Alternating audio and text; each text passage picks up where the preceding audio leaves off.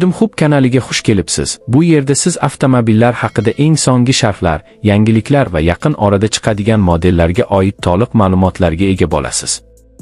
Bugun siz bilan 2026 yilda qaytishi kutilayotgan afsonaviy va ixcham model Chevrolet Matiz haqida gaplashamiz. Matiz O'zbekistonda hamma yaxshi biladigan va yillar davomida ko'pchilikning ishonchli yo'ldoshi bo'lgan mashina. Endi u zamonaviy dizayn, ilg'or texnologiyalar va ekologik samaradorlik bilan qaytmoqda. Yangi 2026 yilgi Matiz nafaqat shahar uchun qulay o'lchamlarni saqlab qoladi, balki unda yoqilg'i tejamkorligi, xavfsizlik va qulaylik yanada oshirilgan.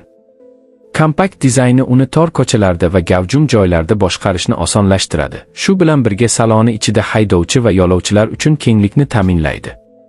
Old paneli zamonaviy sensor ekran bilan jihozlanadi. Apple CarPlay va Android Auto imkoniyatlari bilan to'ldiriladi.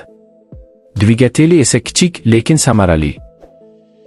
Yoqilg'i sarfi kam, ekologik talablarga javob beradi. Matizning yangi avlodi ayniqsa yoshlarga, yangi haydovchilarga va shahar ichida tejamkor transport izlayotganlarga mo'ljallangan.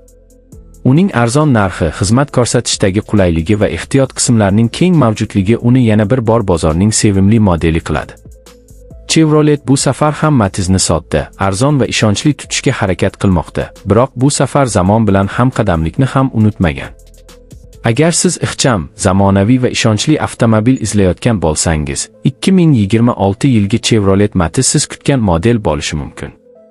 Yaqin orada yana ko'proq rasmiy ma'lumotlar chiqadi. Biz esa Judim Hubda ularni sizga birinchi bo'lib taqdim etamiz.